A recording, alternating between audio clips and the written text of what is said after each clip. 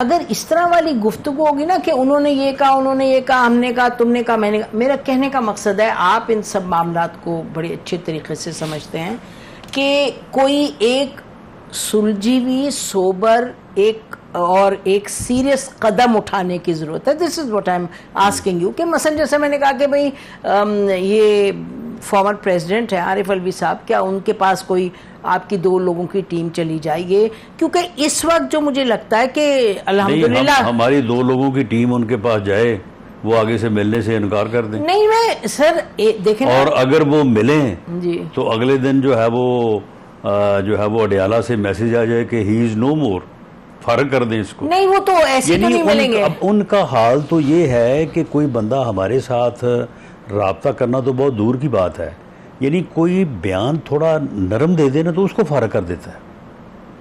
यानी लेकिन अली मोहम्मद तो सर अली मोहम्मद ने आप मुझे बताएं कि अली मोहम्मद खान को क्यों नहीं बनाया जी चीफ मिनिस्टर? नहीं लेकिन नहीं वो असद कैसर, आप मुझे बताएं असद कैसर को, अली मोहम्मद खान को और अली मीन गन्ना को तीनों को सामने रखें जी तो समझ आती है ना। तो उनको क्यों नहीं बनाया? इसलिए कि वो बढ़के नहीं लगाते, वो अग्रेसिव बयान नहीं देते। राणा साहब ये तो पॉलिटिक्स इस मुल्क में ये वाली जो नौयत इतनी अग्रेसिव हो गई है, इसको तो खत्म करना है ना। ये उसी बंदे ने की है। जब जनरल बाजवा उनको लाके बिठाया था और जनरल बाजवा उनको सपोर्ट पे सपोर्ट करते, उनको नजर नहीं आ रहा था? हम जैसे लोग, हमें सबको नजर आ रहा था। उस वक्त इंस्ट्रक्शन मिलती थी कि उनके खिलाफ नहीं कोई बात करनी। हम चैनल्स पे कहते थे कि प्रॉब्लम्स हैं गवर्नमेंट के, तो उधर से हमें आती थी खबरें। और वो क्या बताते हैं जो अफसार आलम वगैरह, देखिए ना, ये ना करें आपको मैं तो फिर नहीं सुन लेना। जब फिर जनरल बाजवा इसने कहा कि मेरा साथ दो, मैंने सारी अपोजिशन को खत्म करना है, तो फिर उन्होंने साथ नहीं दिया।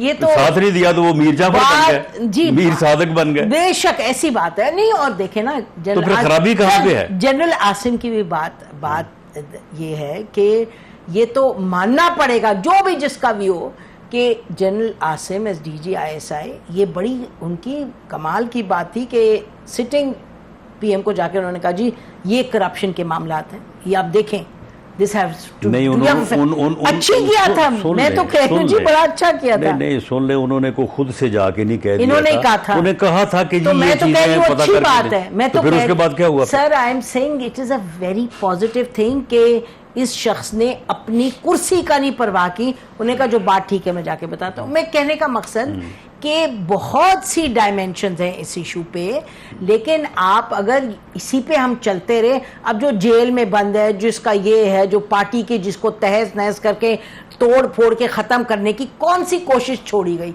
मैं ये नहीं कह रही अच्छी बुरी, मैं आपको स्टेटमेंट ऑफ फैक्ट।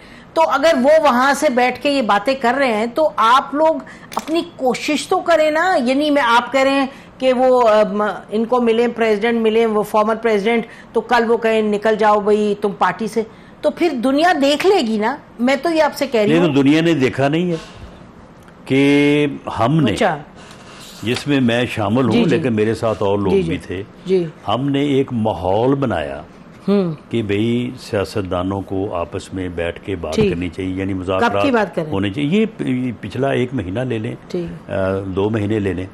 अब उसके बाद उनका फिर इसके ऊपर 2 टोक जवाब क्या आया? उन्होंने कहा तुम कौन हो गई, तुम्हारी क्या हैसियत है, नहीं, लेकिन क्यों करें बात आपसे, हमने तो बात करनी है उधर। सर अली मोहम्मद जाके 2 रोज पहले भी मिला है अपने चेयरमैन को पार्टी के, लेकिन अली मोहम्मद बार बार टीवी पे आके कह रहे हैं कि हम करेंगे बात, तो हम काबीना के लोगों से करेंगे। अली मोहम्मद भी पार्टी का है ना, तो अली मोहम्मद को तो नहीं निकाला इमरान खान ने। अली मोहम्मद तो 2 रोज पहले भी जाके उसकी सुनता भी कोई नहीं है। देखें उन्होंने बड़ा वाज़ेह तौर पे कहा है कि जो मैंने कहा ना कि ये 3 पॉलिटिकल पावर्स या हकीकतें हैं, और भी हैं, और भी 2-4 हैं इसमें, ये नहीं कि ये सिर्फ तीनों हैं। तो उनमें से उन्होंने कहा कि जी PMLN, पीपल्स पार्टी और MQM, उन्होंने कहा इनके साथ बात नहीं करनी, तो फिर करनी किसके साथ है?